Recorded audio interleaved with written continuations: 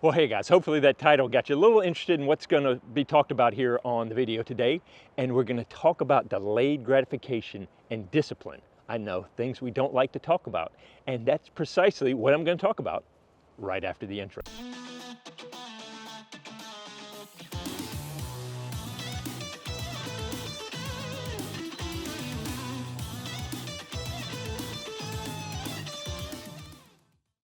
All right, so I'm going to try something new. I'm going to try to active track on my gimbal while I talk about this one. And we're going to talk about today discipline and the idea of delayed gratification. And the whole reason is I started looking at some different YouTube channels out there and seeing what people were clicking on. As a matter of fact, I'm going to bring you a little bit closer. And one of the things I saw was so many of the thumbnails and titles were like effortless distance, quick fix, easy, yada, yada, yada. And this whole idea of we don't want discipline. We don't want to have to work at stuff. We want instant gratification. And so let's say we stink at putting. Well, guess what? We want a tip that's going to help us start just nailing putts. Oh yeah, there it is. I got it now. Yeah. Oh. All my problems are fixed. I am a great putter now. And that's where we get into this trap of, I just need a tweak. I need the secret instead of the secret is I've got to get out there and put the work in. Let's face it, it's my day off. It's cold. Actually, it's a lot warmer than I thought. I was ready to bundle up. And you know, I hate cold and I hate the mornings.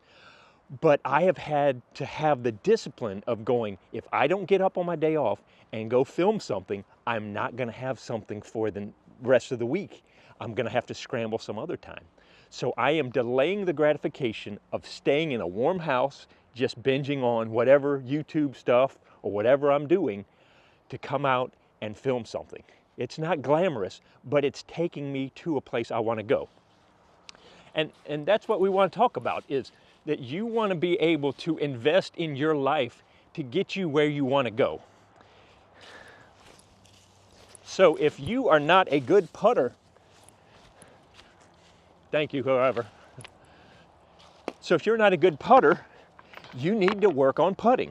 You need to put in the time, the hours, the days, the weeks, the months, the years, working on that and making it better.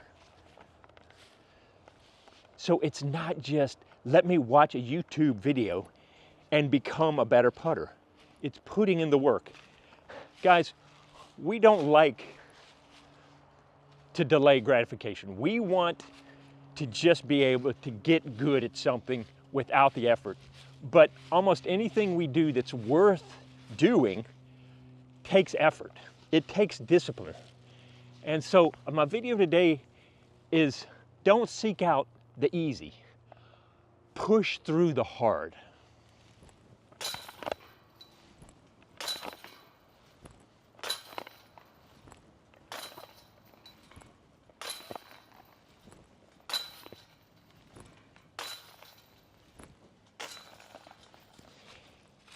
If you're a bad putter, how much time do you spend practicing your putting versus complaining about putting, or heck, even watching videos on putting? I complain about, and I'm just as guilty. Listen, I am just as guilty as y'all. I've complained about my forehand, and I need to work on my forehand. And I've worked on it a little, but not enough. I have set up a net in the basement with Tech Disc, and I keep going, I need to go down there and work on it. And what happens? Well, I suddenly decide I need to work on something else. Now, there is a balance, and there's, we can always find a justification. I'm really trying to work more on, I've decided in this into this last year as I went into Vlogmas, that I wanted to focus more on making this channel viable, that I would love to do this full time, but I need to figure out some stuff. I need to figure out how I can do this. So I've been working more towards, doing my studio stuff and doing this kind of stuff. So I've been delaying just going out and playing. As a matter of fact, I've had to turn down offers to go play with folks because I've been working on videos, editing. I've been spending a lot of time doing stuff I don't necessarily want to do because I want to get someplace. I want to hopefully be able to do this channel full time in the future. So that means I'm having to sacrifice stuff now, like just going out and playing and having fun. Or there are days I just don't want to do a video, but guess what? There's a joy on the other end when I'm consistent and I'm disciplined in doing these. In the 2 years that I've done this, I haven't missed a day. I haven't missed a deadline. And that's huge for me, being as scattered as I am. It's been something that I've been able to be disciplined in. And that's the other side of it. One of the things, we look at discipline and we go, oh, this discipline's gonna be a hardship. And yes, it is. But if you can add a joy to it to alleviate some of that pain or make it worthwhile, then you can push through it. I have a goal, I have a vision for where I want to go. And the joy set before me is giving me the desire and the motivation to push through the suck and the hardship. It's the same thing. I'm 54. I know I need to exercise. So every Friday, even though it's my day off, I go play Ultimate if I can, because I know my body needs it. I much prefer exercising and running around with my buddies and throwing a Frisbee, and I get a heck of a lot of exercise. I can't stand to just go out on the road and start running, but you get me a Frisbee and start throwing back and forth and I'll run all day. So that's what I'm saying. Find those things, those little switches that make the discipline worthwhile. So for putting, you know, get another friend and make it a putting game, a putting challenge that y'all do over the next month, next year. Challenge each other. Give yourself a goal of who can be the better putter by the end of that. Set yourself some things that give you that natural encouragement to do it. Make the discipline part of the joy. Does that make sense? Make the joy the motivation to do the discipline. I hope this is not making y'all sick. I'm trying this for the first time, so when I get in the editing room, this thing may all just disappear because it's like, woohoo, woohoo. Yeah. All right. So the other side of it is, I know you'll get the whole idea of discipline, and I've even talked about it in my Vlogmas, is setting aside and budgeting time to practice and to train. There's a difference between playing, practicing, and training. And we want to fall into the, let's play, let's go play. So many people sit there and go, oh, I stink at throwing my backhand, and they only throw it when they come out and play on the course. So they're throwing it, what, maybe 10 times during the round? We'll say 18 if they're throwing it once every time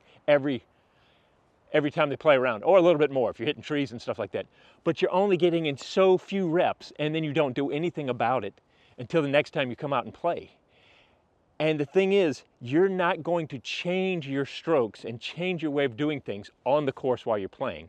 Heck, even while you're practicing. And I say, playing is going out and having fun. Practicing, you may just take one hole and practice and throw on that hole.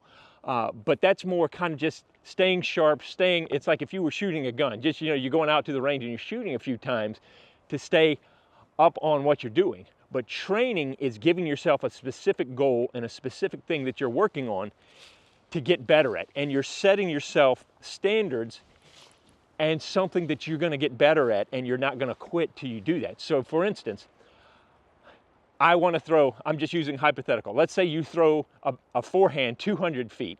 Go, I want to train until I can throw that forehand 300 feet. And you proceed to do that, and you work on it until you reach that goal.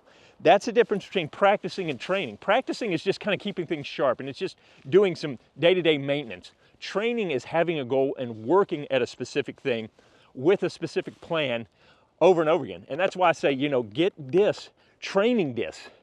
Get a batch of the same ones that you can work on it. Because let's face it, if I had 8 all different kinds of putters, every time I throw, I'm adjusting a little bit. So yeah, I am training in one sense, learning how to throw, but I'm also adjusting every time, so I'm not honing. I'm not driving that standard throw in over and over again. I hope that makes sense. So the thing I want to talk about is how much are you, I got cold standing here. That's why I started putting. I can't feel my hands anymore. But This is not rocket science. It's more, guys, don't just, I'm looking at the YouTube algorithms of people, what they're looking at. It's all about how you can do easy distance, effortless stuff, how you can throw farther. And we're attracted to that because we want to think that getting better is easy.